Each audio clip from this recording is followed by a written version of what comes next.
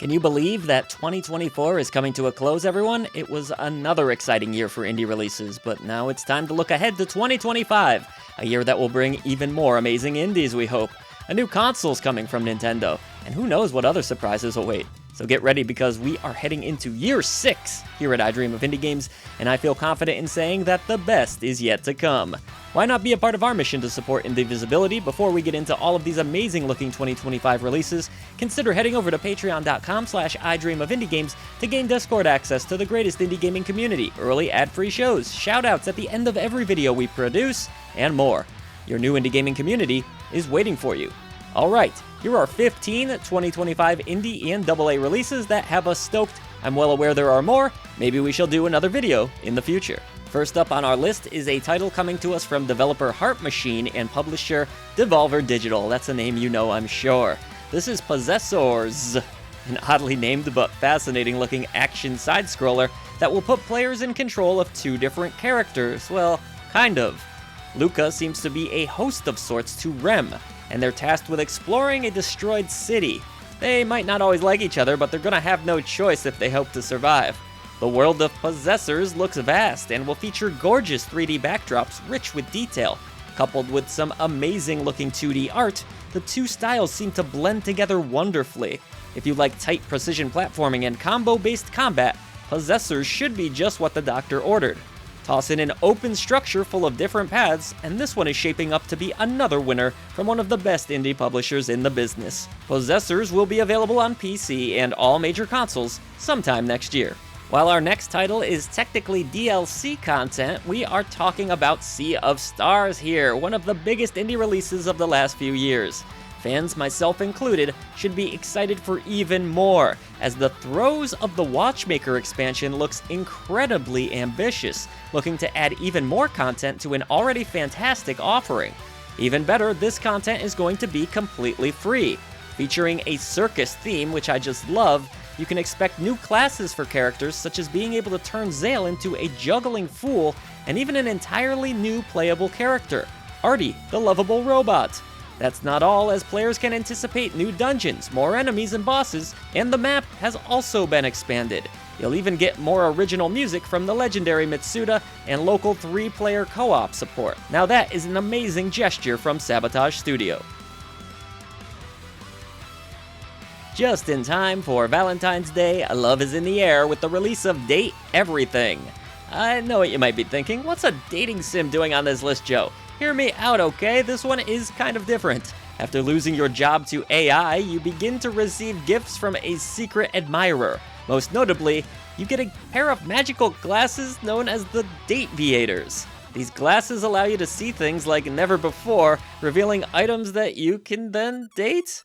What madness is this? That's right, fall in love with inanimate objects that then transform into the guy or girl of your dreams. I told you this was weird, there's just no escaping it, but the kind of weird that we love to see in the indie gaming scene, at least some of us? And with over 100 different dateable characters, all of which are fully voiced, you should have no problem finding the next vacuum or love of your dreams. So, toss on those Dateviators because Date Everything is right around the corner. Nobody has to be lonely this Valentine's Day when it launches.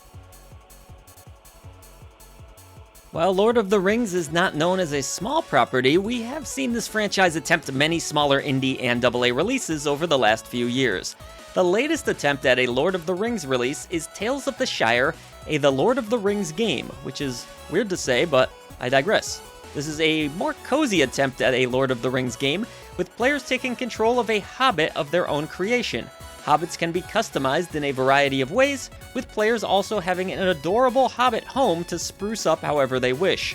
Cook up delicious meals in your newly decked out hobbit hole using fresh crops that you grow all by yourself. Ooh, organic. You can even invite other hobbits over to your crib and toss nice dinner parties. Now how cute is that? When you aren't chilling out or cooking, head off into the Shire to find treasures, progress the main story, and maybe even see some familiar faces from the franchise. With daily activities on top of that, there should be no shortage of content in this release, heading our way March of 2025.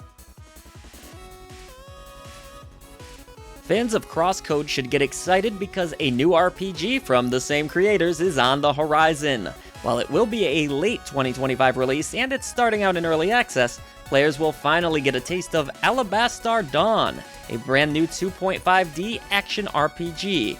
The combat system looks somewhat similar to Crosscode, offering tons of weapon variety and attack combinations. The developers even cite inspirations such as Devil May Cry and Kingdom Hearts. So if you love the combat in those games, maybe you'll have somewhat of an idea of what to expect here. The visuals are also excellent looking, with players having plenty of puzzles to tackle along the way for good measure. You'll control Juno, tasked with defeating Nyx and restoring her once proud home. Humanity has been put to sleep for what feels like ages, and the gods have gone missing. With 60 hours of content planned and 7 vast areas to explore, Alabaster Dawn is going to be a massive game. There's tons of different stats, items that can be leveled up, and an intriguing story to go along with it. Everything about this release looks awesome, and while the wait will be painful, some things are worth waiting for in life, right?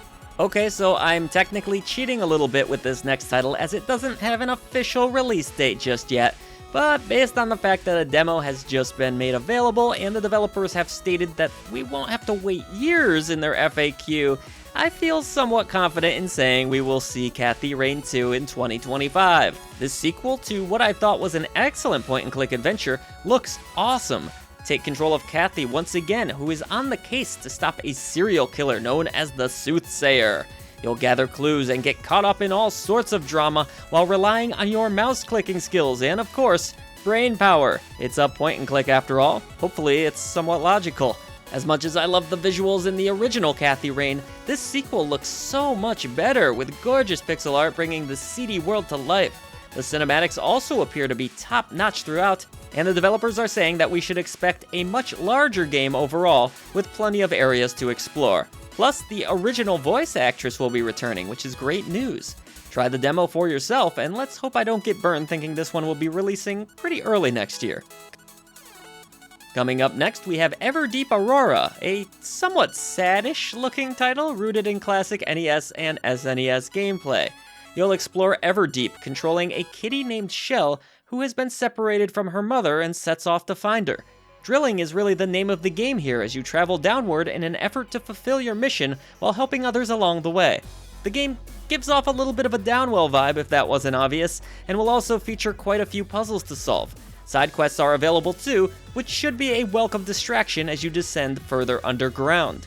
As a huge fan of Downwell, I welcome more games in that style, so it's nice to see Everdeep Aurora do something similar, but will it stand out or will it feel like a copycat? I hope it does stand out for a variety of reasons. We'll find out in Q3 of next year. We love indies for many reasons, obviously, but one of the biggest is that they often offer very creative takes on familiar formulas.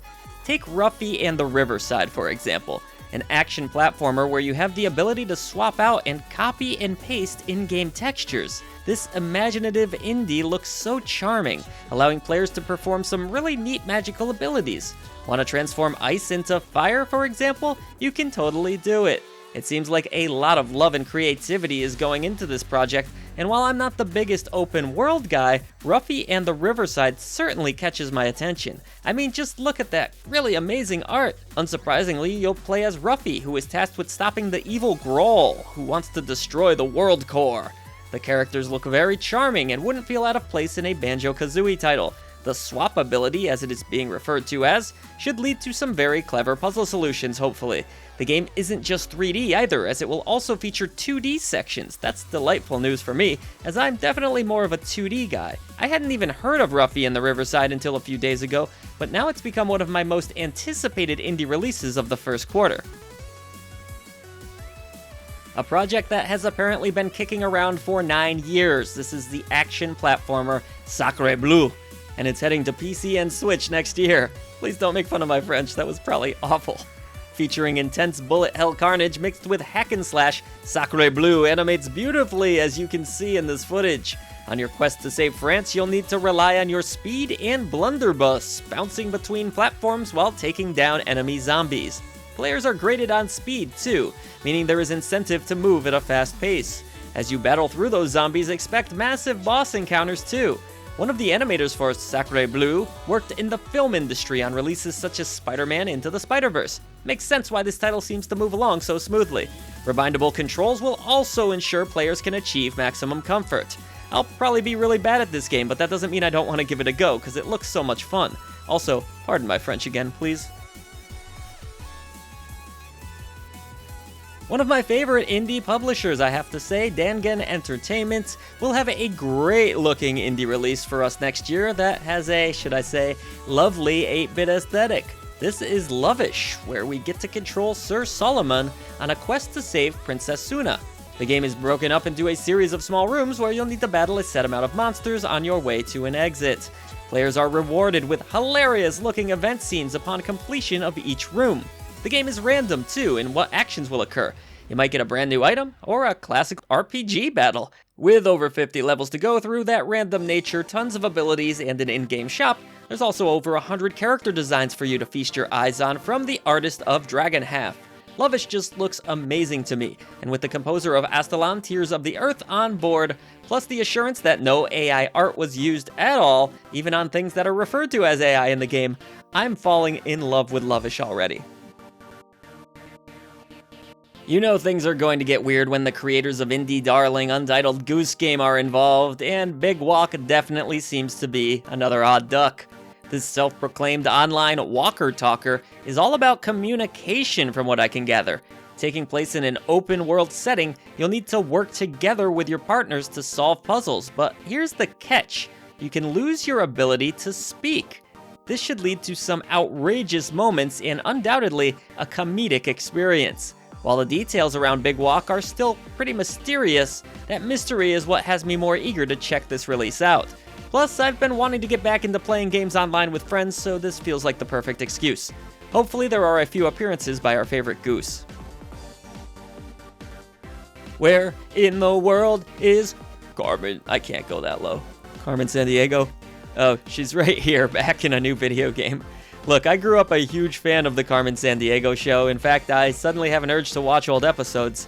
Does anyone know where I can do that, by the way, legally? Anyways, Carmen Sandiego is coming to us from Gameloft. It looks like this time players will control Carmen herself, red hat and all, as she tries to capture Vile. I think this role reversal is pretty damn cool. I always loved the idea of being able to play as Carmen. She just has all these neat gadgets and stuff. There's a full story mode here and lots of those tools to play around with. What do you think, Gumshoes? Can you handle it? Armed with goggles, a glider, and more, Carmen will explore familiar destinations such as Tokyo and, of course, Rio de Janeiro. That's not how the song went, was it? I'm not gonna lie, this game looks better than I expected, and I'm already cranking up the rockapella in anticipation. Let me try it one more time. Carmen Sandiego. Carmen, no. Another Coffee Talk game is brewing. This time we are heading to Tokyo in this appropriately named Coffee Talk Tokyo. You'll get the same delicious drinks and entertaining conversations in an entirely new city. Meet a wild new cast of characters full of unique tales to tell while mixing up the perfect cappuccino for the occasion.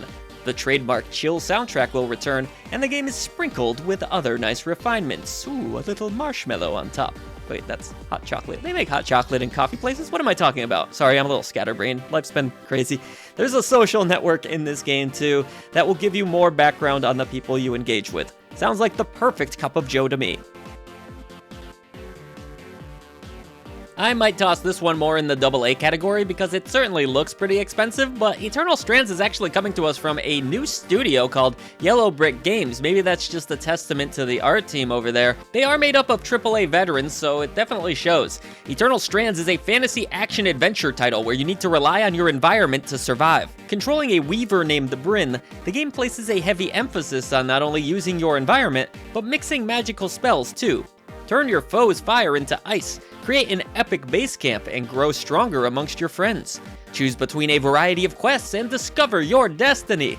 The game has amazing looking environments to play around with and lots of systems to master too. Combat is pretty fun looking to me, featuring an interesting assortment of enemies and massive bosses. There's a day-night cycle here too, so report back to camp if you start to take too much of a beating. All told, Eternal Strands looks like an ambitious release that's worth keeping an eye on early next year. Well, this sounds brutal. Hell Is Us is the name of the game. It's a third-person action-adventure coming to us from Rogue Factor and Nacon. And it looks brutally challenging, I'm not gonna lie to you. Somewhat open world they're describing it as. Decimated by war for sure, and the uprising of strange monsters that weapons seem to have no effect on either. Thankfully, you have the one sword that can send them back to hell. The game won't feature any sort of map, which definitely scares me a bit. I like a map in my games. And no quest markings either. Please hold my little hand, I'm a little wimp. Okay, I'm gonna be real with you. Probably not for me here, but if you like your games dark and difficult, then hell awaits. Look for it sometime in 2025, and there are so many more awesome looking indies headed your way. I'm sure we'll be discussing more of them throughout the remainder of this year, and of course, reviewing tons of them next year. Keep an eye out, get those wish lists filled up. 2025 is looking special for indies.